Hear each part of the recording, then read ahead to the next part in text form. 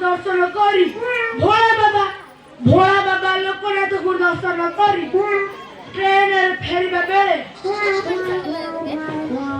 आगे टिके टाणी देली आगे कौन बुझी परले कि हे गंजेबा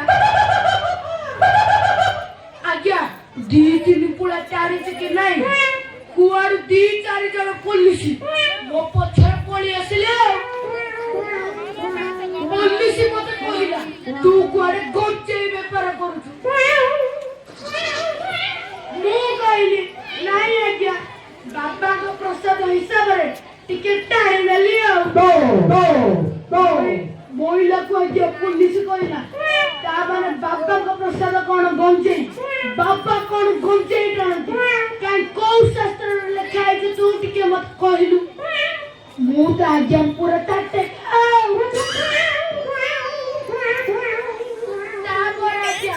मने पके कहली ए जो काउरिया बाले माने कौन आती गंजे पी सोईती बाबा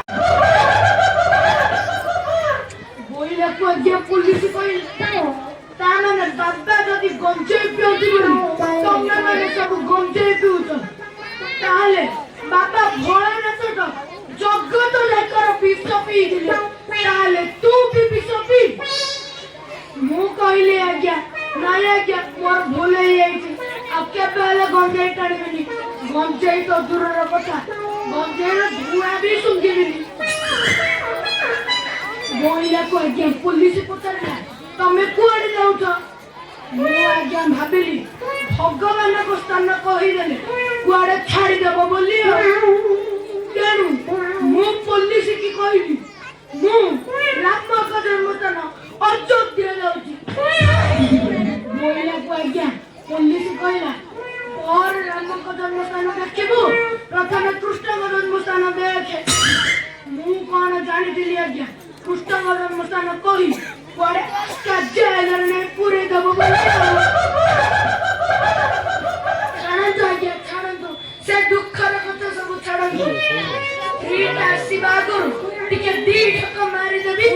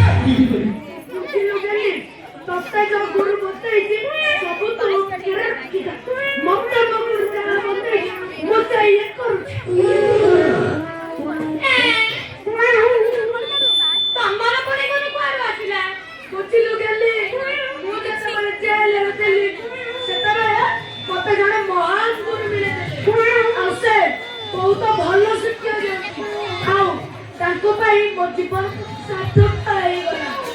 ଆଉ ତାଙ୍କେ ଦେଇଥିବା ଶିକ୍ଷା ମୁଁ ମୋ ଜୀବନ ସମ୍ମାନିତ ହେଇଛି। ଆଚ୍ଛା କଣ ସେ ଶିକ୍ଷା କହିବ? ସେ କହିଥିଲେ ବୁଝିଲୁ ତ ସତ୍ୟ ଗଞ୍ଜେଇ ବିଡ଼ି ସିଗାରେଟ କେବେ ପିଇବୁନି। ଫୁଙ୍କି ଦେଲେ ପଳେଇବ। ପାନ ଗୁଟକା ଖଇନି କେବେ ଖାଇବୁନି। ସଳସଳ ଫୁଙ୍କି ଦେଲେ ପଳେଇବ। ମଦ ପିଇ ପେଟରେ ଭର୍ତ୍ତି ହେଇ ରହିବ। ମଦ ପିଇବାକୁ ମନେ କଲି। କଣ କହିଲ ମୁଁ ବୁଝିପାରିଲିନି, ଆଉ ଥରେ ମତେ କହିବ? ଆଲୋ କଣ ବୁଝିପାରୁନୁ?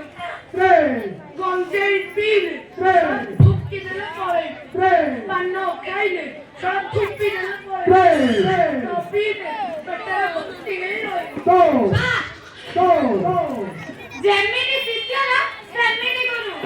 ଏଇଠି ଭଲରେ କହି ଦଉଛି, ମୋ କଥା ମାନି ଏ ମଦ ସବୁ ଛାଡ଼ି ଦିଅ, ତା ନହେଲେ ମଙ୍ଗଳ ଦିନକୁ ମୋର ଦିନେ।